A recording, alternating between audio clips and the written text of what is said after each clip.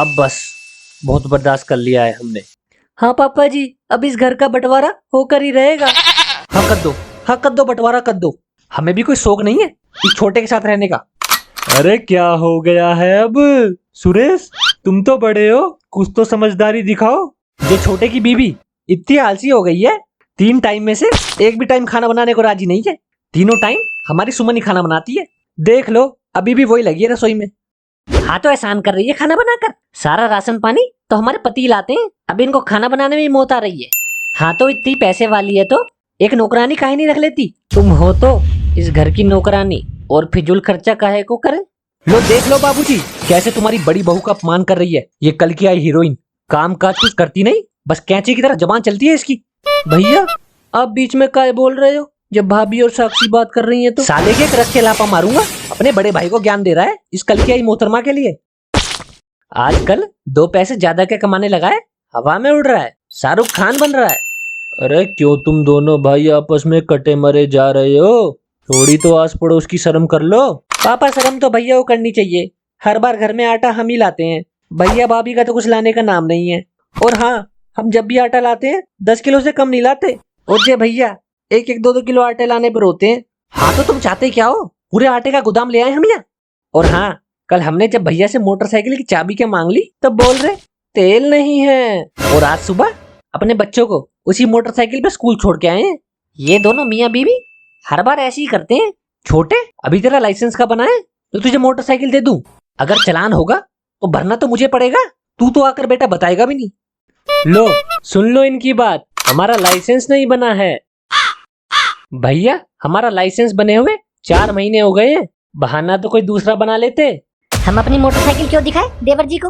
अच्छा खासा कमा पहन रहे हैं, खुद की मोटरसाइकिल काहे नहीं खरीद सकते? हाँ हम अपनी खरीद लेंगे, और मोटरसाइकिल नहीं सीधा गाड़ी खरीदेंगे अब तो। अच्छा, तेरे मायके वालों ने कभी गाड़ी का पहिया भी देखा है? दहेज में तो बाबा आदम के जमाने की साइकिल लाई है और बात कर रही है गाड़ी की। भाभी तुम हमसे बड़ी हो तो इसका मतलब ये नहीं है कि हमारे मायके वालों को कुछ भी बकती रहोगी। अभी हमने अपने भैया को बुला लिया ना तो सबके पुर्जे टाइट करके जाएगा। छोटे देख देख अपनी बीवी की जबान कैसी गुंडों वाली हो गई है, तेरी भाभी को धमका रही है। हाँ तो भैया वो सही कर रही है, भाभी इसी लायक है। पापा वो कल साथ वाले मिश्रा के यहाँ से बेसन के लड्डू आए थे, उसमें से किसी को भी भाभी ने एक भी दिया हो तो बता दो। हाँ ये ऐसी करती है, अच्छी अच्छी चीजें अपने कमरे में घुसा लेती है, अपने पति और बच्चों के अलावा किसी के मुंह नहीं लगने देती। वो मिश्रा के यहाँ से गिनती के 2 लड्डू आए थे, कोई पूरी थाल भर के नहीं आए थे जो सबको एक एक बांटते फिरे। 2 में से किसी को आधा एक तो दे देती, या दोनों खुद ही खा गई डायन कहीं की।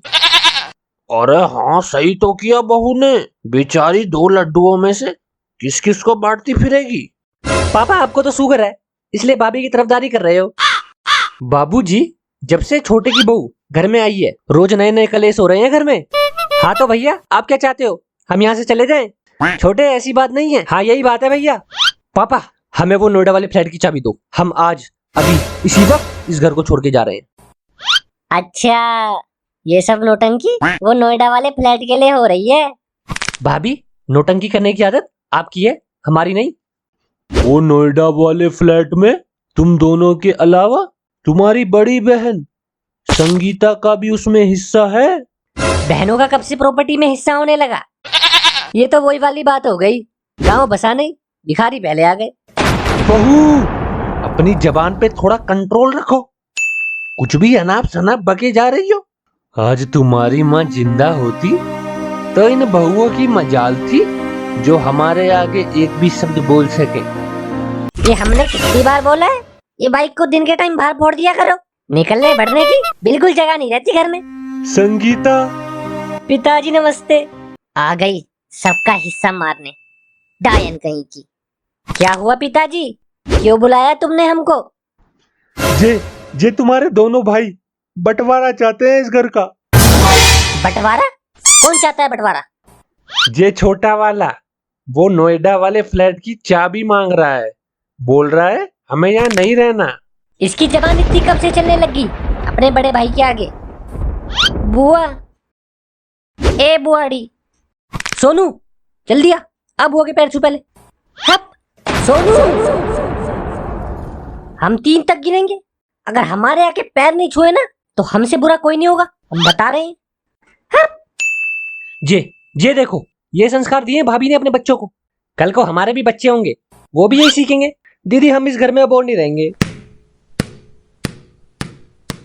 दीदी बच्चे तो सबके ऐसे ही होते हैं। ये जब छोटा था सबको गाली देके भाग जाता था। दीदी हमारा बच्चा तो फिर भी बहुत समझदार और शरीफ। ऐसी बात नहीं है, समझदार तो है लड़का। सोनू जाकर बाहर खेल, सुअर कहीं का। हट। दीदी तुम पूछ रही थी ना बंटवारा क्यों चाहिए, ये देख लिया इस घर के कारनामे। अब बस हमने डिसाइड कर लिया है, अब इस घर में हम एक दिन भी नहीं रहेंगे। ये देख कैसे पटर पटर जवाब दे रहा है अपने बड़ों के आगे। ये सब चाबी इसकी बहू की भरी हुई है, हक के उठा नहीं जाता और इनको बंटवारा चाहिए। पिताजी आप रहने दो, हम समझाते हैं इसको। दीदी आप तो रहने ही दो, पापा ने जो कुछ भी किया है तुम दोनों के लिए ही किया है। हमें तो आज तक एक जोड़ी ढंग के कपड़े भी नहीं दिलाए हैं। हाँ बेटा तू सही बोला, हमने तेरे लिए कुछ नहीं किया है। तू तो इतना बड़ा अपने आप हो गया।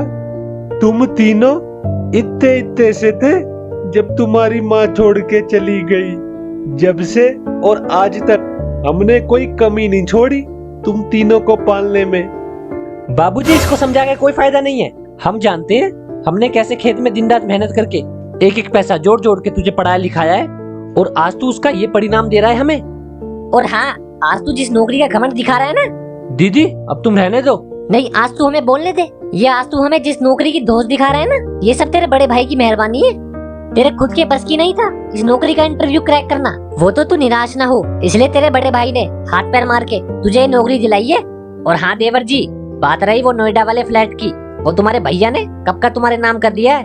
भैया एक आप ही हो जो हमें बिना मतलब के प्यार करते हो, और मैं ही उल्लू का पट्टा था जो आपकी डांट का बुरा मान जाया करता था।